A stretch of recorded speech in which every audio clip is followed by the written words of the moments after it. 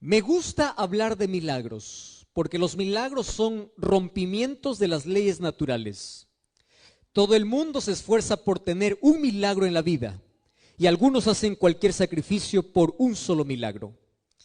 Si tú quieres conocer de cerca los grandes milagros en el ministerio de Jesús, hay un libro de la Biblia que es espectacular para hablar sobre los milagros de Jesús. Me encantan los milagros de Jesús, uno porque ni uno se repite. Una vez se encontró a un paralítico y lo sanó de un modo, a un ciego lo sanó de otro modo. Cada milagro en la vida es irrepetible. Y el mayor milagro que todos recibimos todos los días y el cual ignoramos es el milagro de la vida. Todos tenemos 24 horas, todos tenemos el mismo tiempo, todos disfrutamos oportunidades. Dios hace milagros, Dios no se cansa de hacer milagros. Si hay alguien que es especialista en milagros es Dios. Por eso cuando tú busques un milagro, no vayas al horóscopo, no vayas al astrólogo, no vayas al adivino, no vayas al hechicero, no vayas a una cruz, no vayas a una escultura. Si tú quieres un milagro, anda a Jesús, porque Él es especialista en hacer milagros. Y el libro de Juan me encanta porque narra el ministerio de Jesús en 7 grandes milagros. Es el único evangelio que se separa un poco de la narrativa de los otros, donde hablan sobre las enseñanzas. Juan también lo tiene. Habla de las parábolas, Juan también tiene algunas, pero el ministerio de Cristo es narrado de una forma espectacular y milagrosa en 7 milagros en el libro de Juan. Y de esos 7 milagros, el último milagro de todos está narrado en el capítulo 11. Tanto así que los teólogos especialistas dicen que es conocido como el mayor milagro de Jesús, es decir, el milagro más grande de Jesús. Probablemente tú ya recuerdas algún milagro, curación, recuerdas el milagro de la curación del cojo, del paralítico, del ciego. Jesús hace milagros, pero hay un milagro que es espectacular por el trasfondo de la historia. Tanto así que un capítulo de la Biblia entero está dedicado solamente para hablar de ese milagro. Y para levantarte más curiosidad todavía, este último milagro, a pesar de que fue el más asombroso, el más espectacular, el más grande, dividió a la gente en 2 grupos. Y la historia comienza de una manera muy familiar. Tú sabes que el primer milagro de Jesús, narrado en Juan, lo hizo en un matrimonio, en las bodas de Caná. Y el último milagro asombroso de Jesús ocurrió también con una familia. Para que veas lo interesante que es para Dios la familia.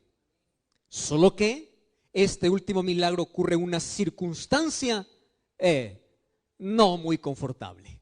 Vamos a la historia. Todos nosotros siempre tenemos un lugar donde nos sentimos confortables, nos sentimos bien. A veces puede ser la casa de un amigo.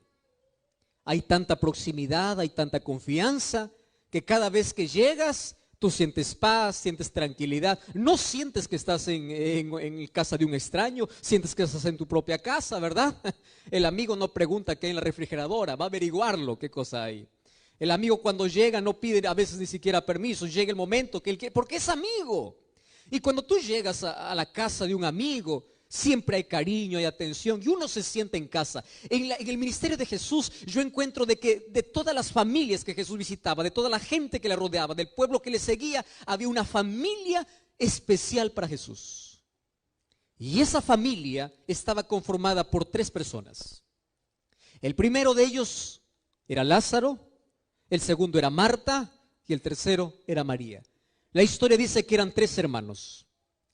Tanto así que la Biblia menciona que Jesús amaba a esta familia. No quiere decir que Jesús no amaba a los demás. Lo que está diciendo Jesús es que Jesús se sentía tan bien llegando a aquella aldea donde estaba la familia de Lázaro, que era la aldea de Betania.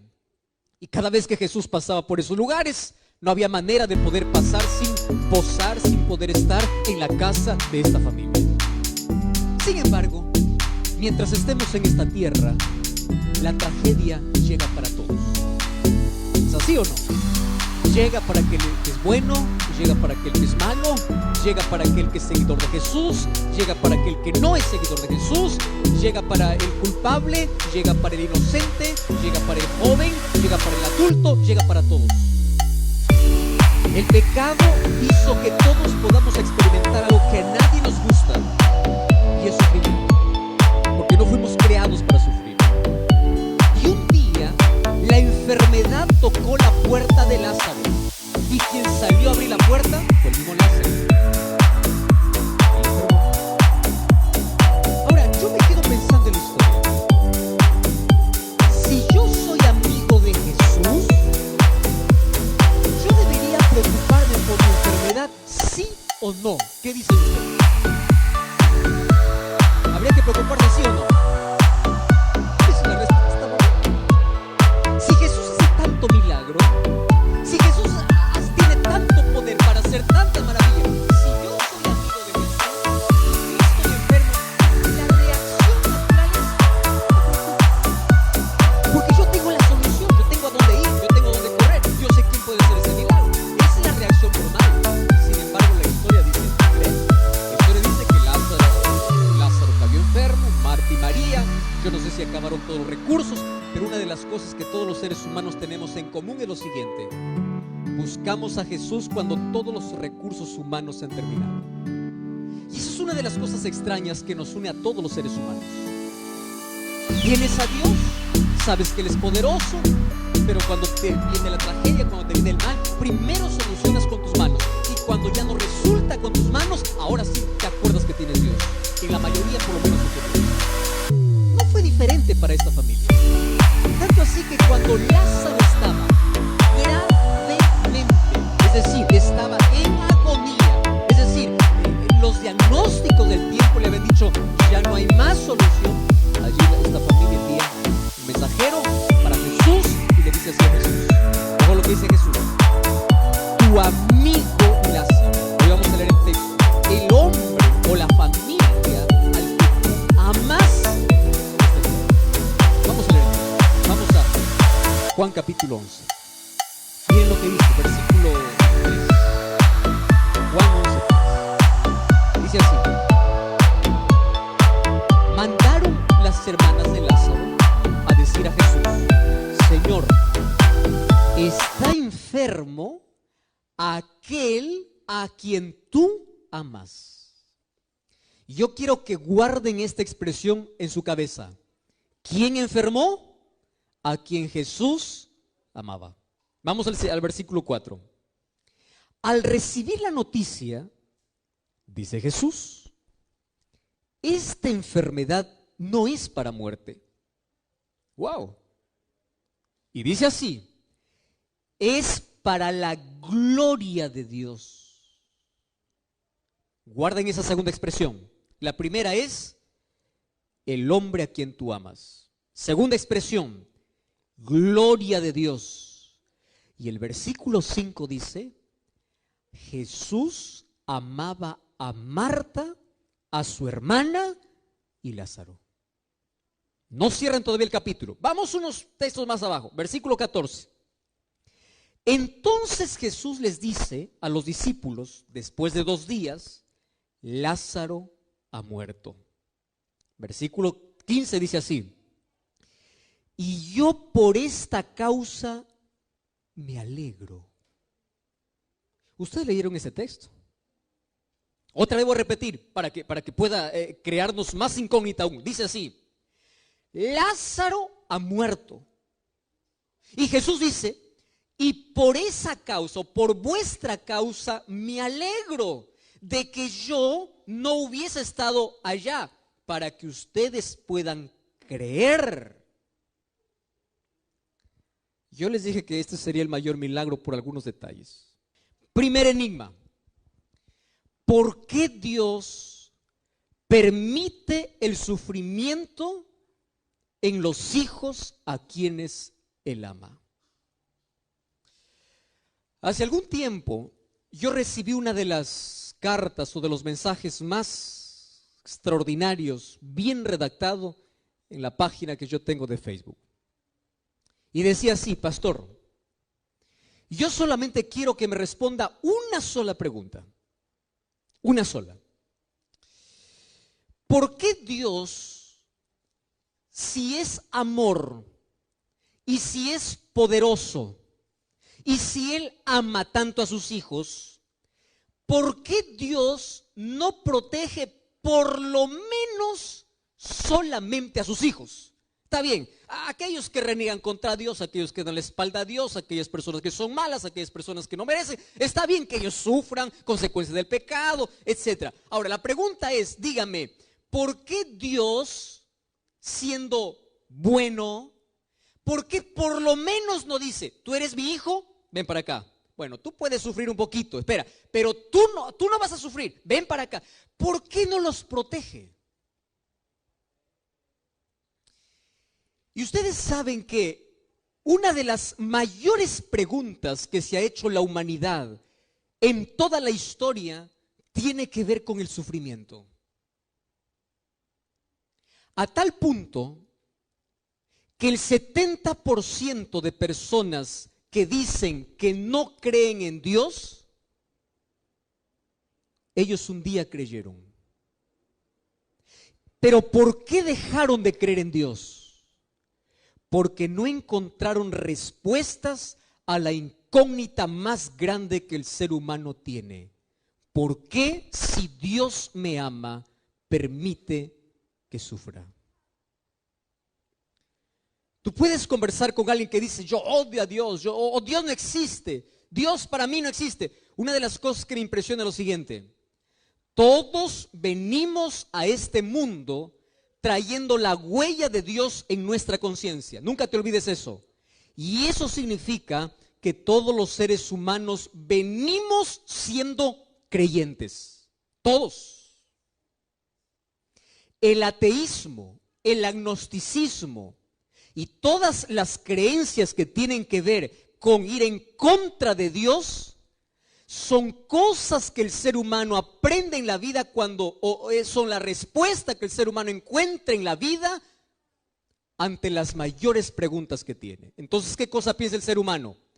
¿Dónde está Dios? ¿Qué hizo Dios cuando mi padre murió?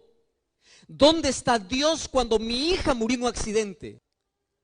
Y es por eso que ya desde la filosofía, muchos años incluso antes de Cristo, hubo un hombre llamado Epicurio, que él colocó una filosofía donde desafiaba la existencia de Dios. ¿Y saben qué cosa decía? Él decía así: Dios no puede ser amor y poder al mismo tiempo. Porque si Dios es amor, ¿por qué permite el sufrimiento? Quiere decir que no tiene poder. O si Dios es poderoso como para poder impedir toda la desgracia, es que no tiene amor. Puede ser que solamente tenga poder, pero no tenga amor. O puede ser que solamente tenga amor y no tiene poder. Porque la mayor pregunta que el ser humano se hace en la vida es: ¿dónde está Dios cuando lo malo sucede? Y una de las cosas que tú debes comprender hoy es lo siguiente: el silencio de Dios en el dolor no significa ausencia de Dios. Mas, ¿cómo podemos entender el silencio? Y una de las cosas que me impresiona del texto es que Jesús demora a propósito. A propósito lo hace. Recibe la noticia y le dice así: bueno, vamos a esperar todavía un poquito más, ¿no? Recibe la noticia de que Lázaro está enfermo y él se queda un poco más solo que allí comienza a dar una explicación sobre el porqué del sufrimiento.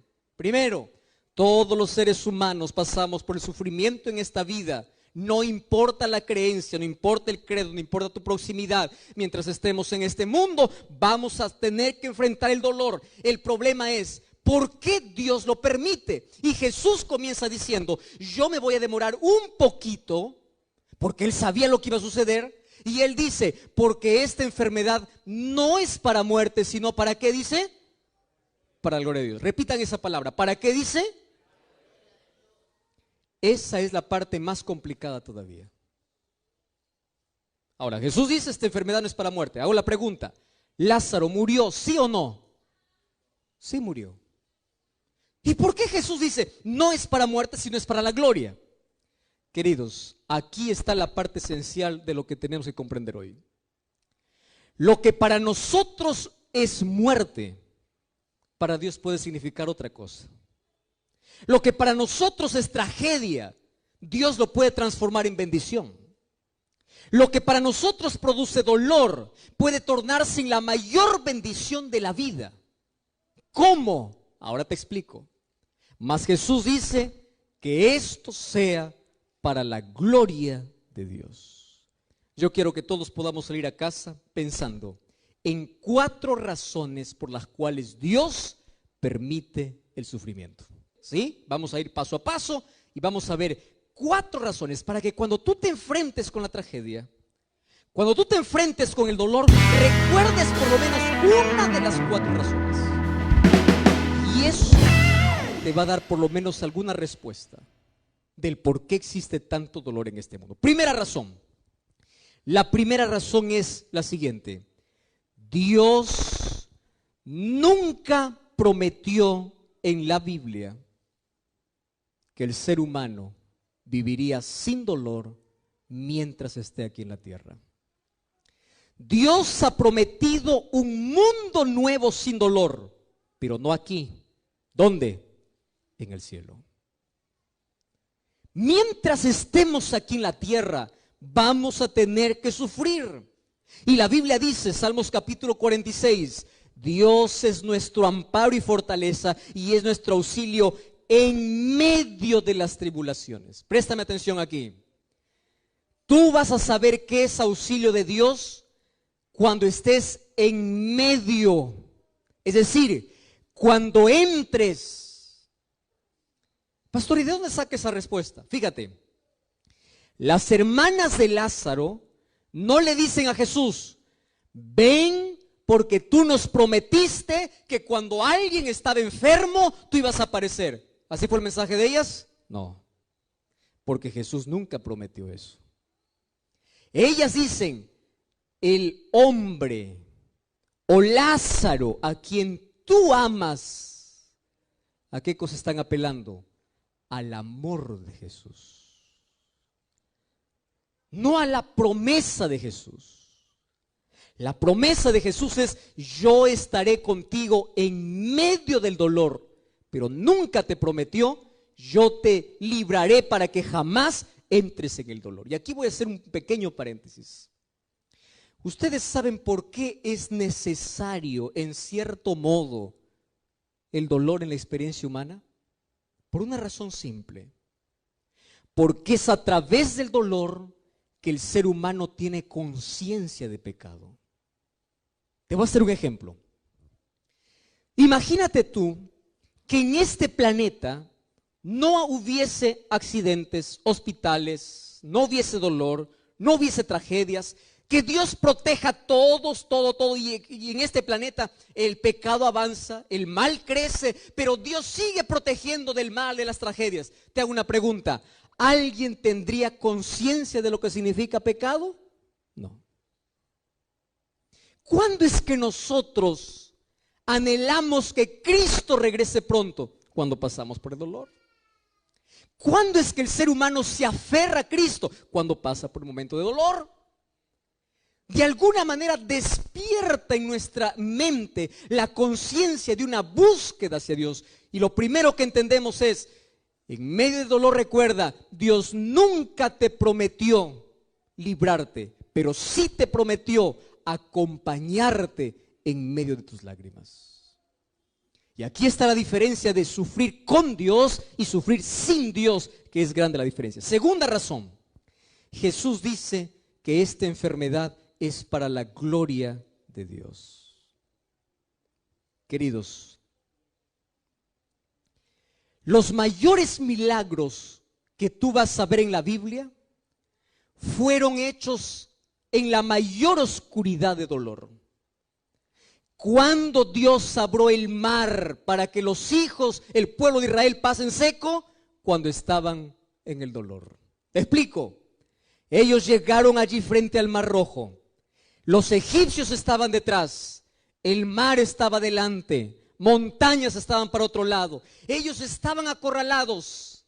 Y es allí donde nacen los milagros. Todos los milagros nacen en las mayores crisis del ser humano.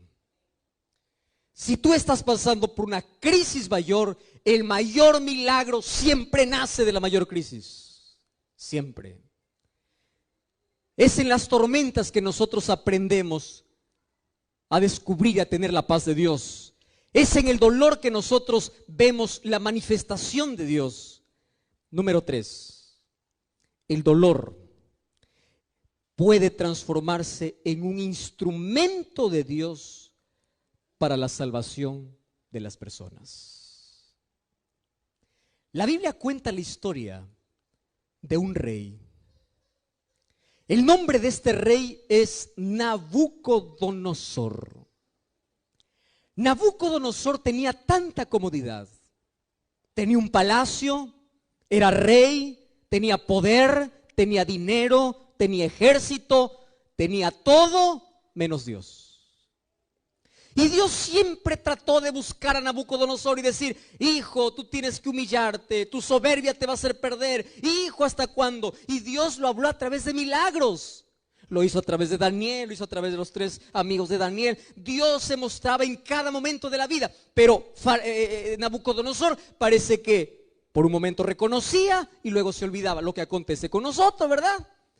Alguien dice: pastor, ¿puedo orar? Claro, puedo orar. Y Dios hace el milagro, y después que ocurre el milagro, tú te olvidas. Entonces Nabucodonosor empezó en ese juego con Dios. Hasta que un día, una enfermedad llamada licantropía clínica, lo que hoy los médicos lo llaman, lo llevó a una degeneración o a una enfermedad mental que le obligó a dejar el palacio e irse a vivir con las bestias del campo. Ahora préstame atención aquí. Mientras estaba en el palacio, no reconoce a Dios. Mientras estaba en la pradera, levantó los ojos y reconoció a Dios. Aquello que el ser humano no aprende en la prosperidad, ¿sabes dónde lo aprende? En la adversidad. Lo que el ser humano no aprende en la prosperidad, lo aprende en la adversidad. Hace algún tiempo visité a una de sus hermanas de iglesia en un hospital. Cuando yo me acerqué, ella estaba en cáncer terminal, fase 3. Cuando yo llegué para poder hablar con ella, una de las cosas que hacemos los pastores es siempre repetir promesas. Una de las cosas que hacemos es orar, pedir un milagro de Dios. Mas cuando yo me acerqué a ella, me dice: pastor, qué bueno que me has visitado.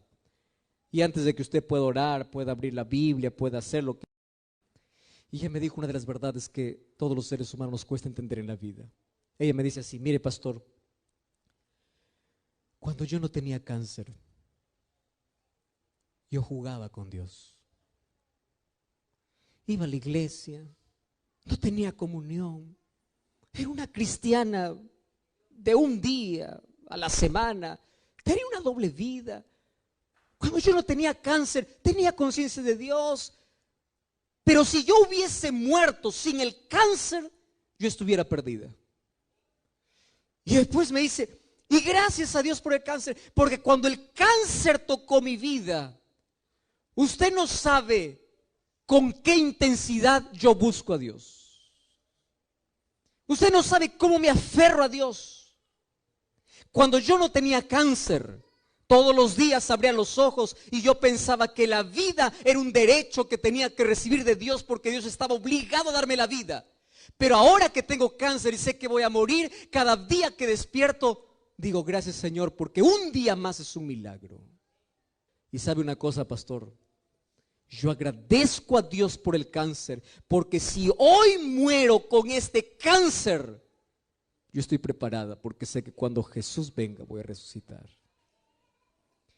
¿Cómo es que una tragedia de la vida puede convertirse en la mayor bendición para el ser humano?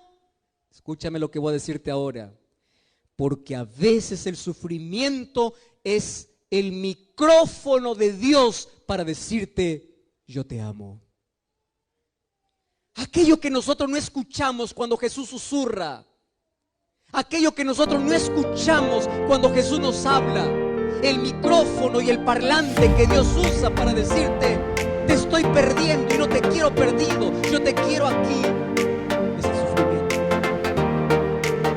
Miles de personas en este mundo levantaron los ojos al cielo en las mayores crisis de la vida.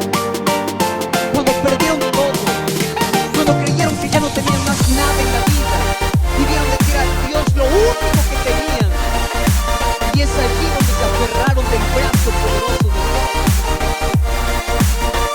Yo te hago una pregunta. ¿Qué harías tú? Escúchame aquí.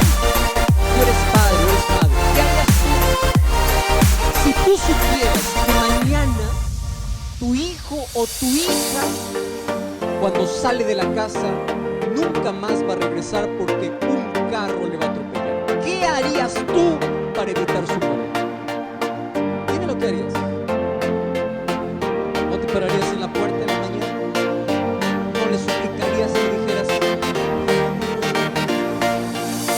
¿No te cuadrarías en medio para decir yo no te dejo salir?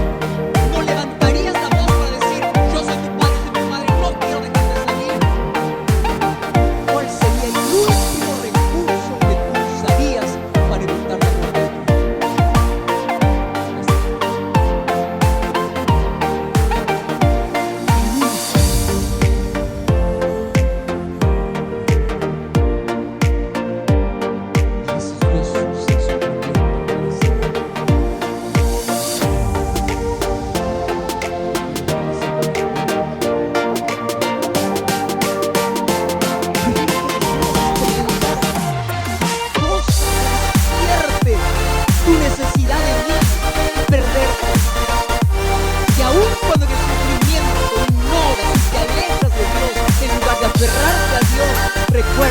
Que Dios usó un megáfono, un micrófono para decirte, yo te quiero a mi lado. Las mayores crisis de la vida son las mayores oportunidades que Dios tiene para mostrar su poder en la vida. Y Dios puede revertir cualquier situación porque Él está dispuesto a hacer milagros. Yo te dije que había 4 razones y voy a la última razón. ¿Sabes cuál es la 4ª razón? Dios permite el sufrimiento porque el sufrimiento es el único medio que algunos entienden para pulir su carácter. Te voy a explicar así. En la Biblia yo encuentro a un hombre grande al cual yo admiro mucho y se llama Pablo. El gran predicador. El mayor evangelista que Dios ya tuvo en el Nuevo Testamento. Un hombre usado por Dios. Un día, cuando yo voy al libro de 2 de Corintios, fíjate lo que dice 2 de Corintios capítulo 12, versículo 7. Mira lo que dice aquí. 2 de Corintios 12, 7. Dice así: y para que no me ensoberbezca con la grandeza de las revelaciones, Dios me puso una espina en la carne, un mensajero de Satanás, para que me abofetee a fin de que yo no me exalte. Versículo 8. Por esta causa he pedido 3 veces a Dios que quite esa espina de mi carne. Pero Él me dice: bástate mi gracia, porque mi poder se perfecciona en la debilidad. De buena voluntad, Él dice, yo me gloriaré en el dolor. Yo tendré satisfacción en el dolor, porque es la única manera que yo puedo experimentar en mi vida el poder de Cristo. Escúchame aquí. A veces Dios usa el dolor para pulir nuestro carácter y ser más semejantes a Él. ¿Por qué Dios no le quitó el dolor de la vida de uno de los mayores apóstoles que tuvo la iglesia? Porque Dios sabía que si le quitaba, Él perdería el poder de Dios.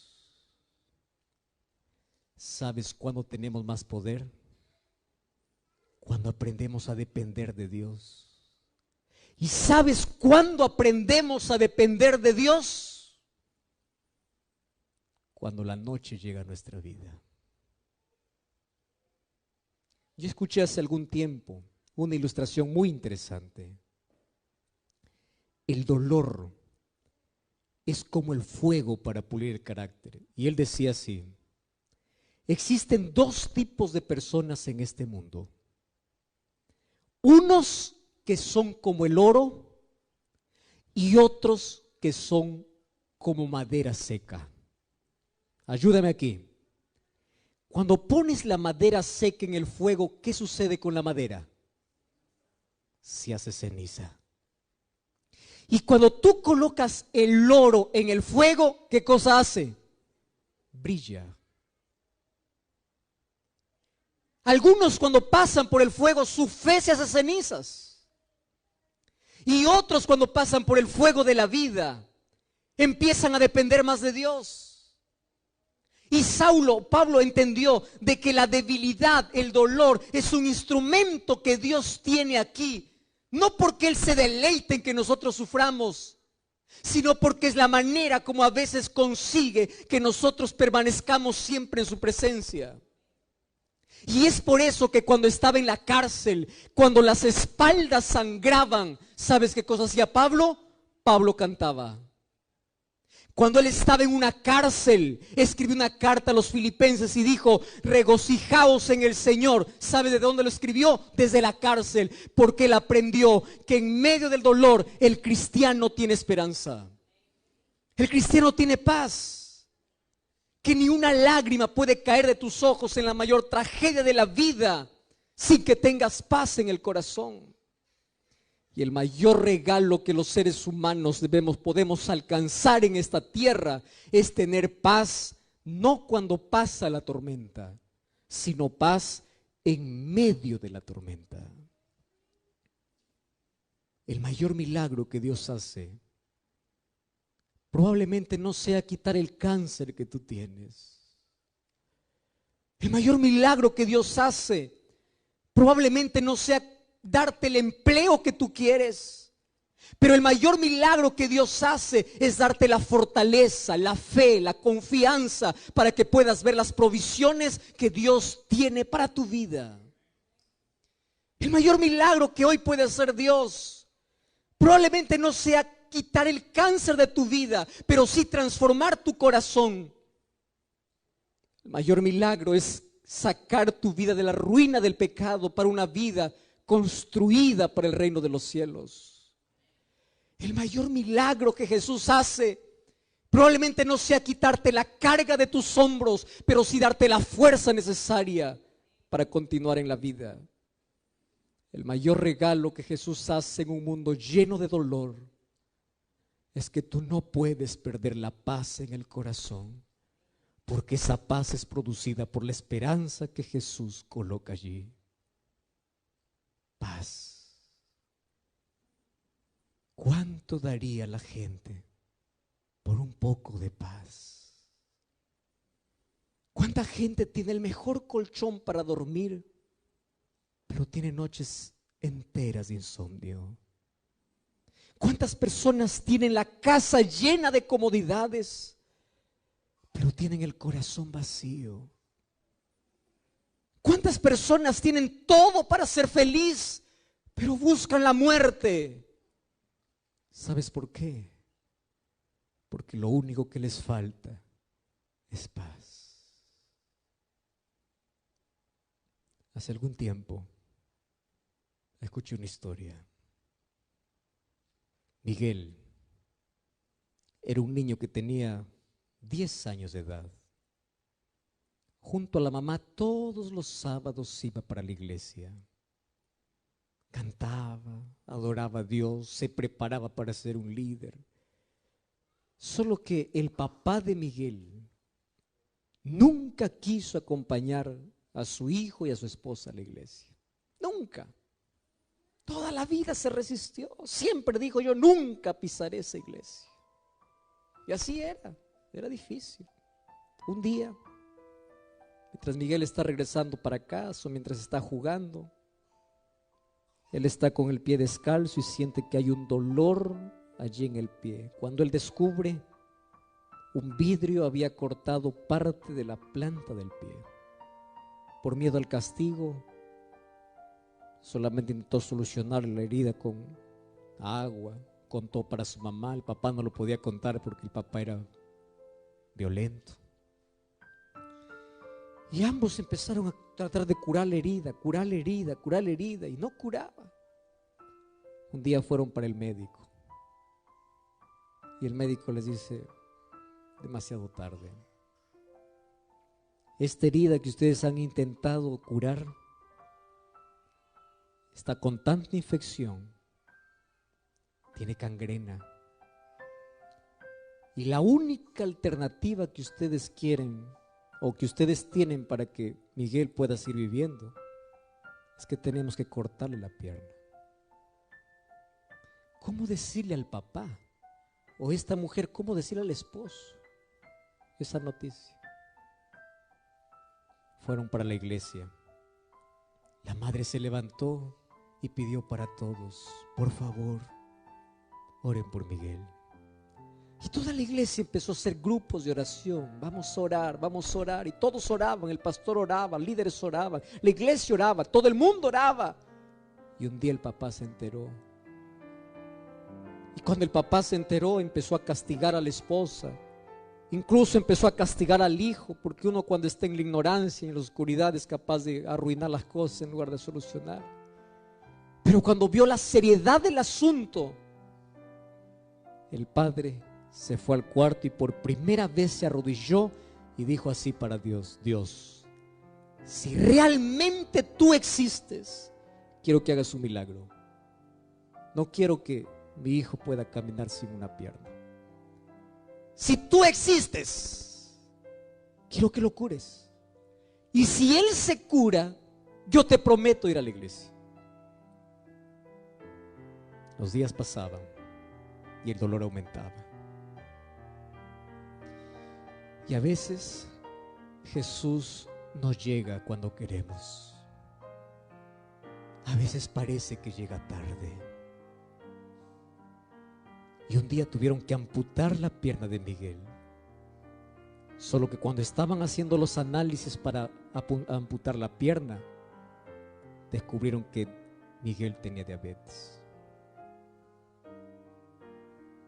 Y no podría cerrar aquella herida fácilmente. La desesperación empezó a entrar en toda la familia. Y la iglesia continuaba orando: Señor, haz un milagro. Las hermanas de Lázaro fueron para Jesús diciendo: Señor, a quien tú amas está enfermo. Y parece que Dios tarda. Parece que no llega. Y un día estaba tan grave Miguel que fue para el hospital y se dio cuenta que estaba perdiendo también la visión. No tenía una pierna y su visión estaba terminándose. Ahora el padre, como nunca oraba y decía: Dios, solo quiero un milagro, sana a mi hijo.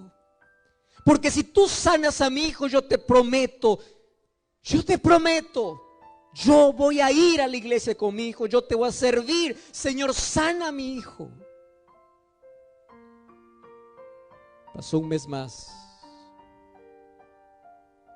y Miguel no sanó. En un mes más, Miguel murió. ¿Cómo entender la respuesta de Dios? ¿Acaso la iglesia no oraba? ¿Acaso la familia no oraba? ¿Acaso el padre no pidió una evidencia para que Dios pueda hacer un milagro en la vida de su hijo? Dios podía, pero a veces parece que Jesús llega tarde. Parece. Cuando Él murió, estaban haciendo todos los preparativos para ese funeral. El padre llamó al pastor. Le dice: pastor, quiero hablar con usted urgente. Y el pastor, cuando recibió la llamada, dijo: Señor, ¿ahora qué le voy a decir? La oración no tiene poder. ¿Dónde está ese Dios de milagros? ¿Dónde está ese Dios que predico, ese Dios que abre el mar, ese Dios que cura ciegos, ese Dios que levanta enfermos, ese Dios que hace lo imposible? ¿Dónde está ese Dios? Señor, ¿qué le voy a decir? Mientras se dirigía allí a la casa del padre, estaba con respuestas, fabricando en la cabeza para dar una explicación a lo que no tiene explicación. Cuando llegó a la casa, el padre abrió la puerta. El hijo estaba allí en un féretro. Y el padre por primera vez abraza al pastor y le dice: pastor, yo quiero ser bautizado. Y eso hizo entrar en shock al pastor, porque una de las primeras preguntas que el pastor esperaba es: ¿dónde estaba Dios cuando yo oré? ¿Por qué Dios no sanó a mi hijo? Y una de las primeras cosas que escuchó del padre es: pastor, yo quiero ser bautizado. Y el pastor le mira al hombre y le dice: mire, yo entiendo que está pasando por una tragedia. No, pastor, yo quiero ser bautizado. Pero ¿qué sucedió? Si tú oraste para que Dios haga un milagro y Dios no lo hizo, y ahora quieres rendirte a Jesús. Cuando tu hijo estaba enfermo, tú no le acompañaste a la iglesia y ahora quieres ir a Jesús. Y el hombre miró los ojos del pastor y le dijo así: sí, pastor. Y le voy a explicar por qué. Porque yo estuve en los últimos minutos de vida de mi hijo. Yo estuve con él. Mi hijo estaba sin pierna. Mi hijo no veía nada. Y aún así agarraba mi mano y decía: papá, yo te quiero en el cielo. Aunque él no podía ver, él cantaba. Aunque él no podía caminar, él oraba. Pastor, yo nunca vi en mi vida a un hombre, a un muchacho que estaba muriendo, teniendo tanta paz en su vida. Entonces yo dije así: si eso es lo que Dios hace, de colocar paz aún en el corazón más agonizante, yo quiero tener esa paz. Y aunque mi hijo murió, yo quiero entregarme, porque yo quiero tener la misma paz que mi hijo tenía en las horas más difíciles de su vida. Querido, la mayor promesa de Dios es: yo estaré contigo en medio de tus lágrimas. Aun cuando no tengas todas las respuestas, confía en aquel que sabe todas tus preguntas. Aun cuando la noche sea más oscura en la vida, aun cuando Jesús parece que demora en venir, no te desesperes, porque el mayor milagro está a punto de acontecer. Si los milagros no vienen como tú quieres, es porque Dios tiene un milagro mayor para ti. Dios no sanó a Lázaro porque tuvo un mejor milagro, el milagro de la resurrección. Puede ser de que Dios no pueda cumplir tus deseos hoy como tú quieres, pero Dios hoy puede cambiar tu vida, y eso es el mayor milagro que puede hacer, de salvarte del pecado para una eternidad con Jesús.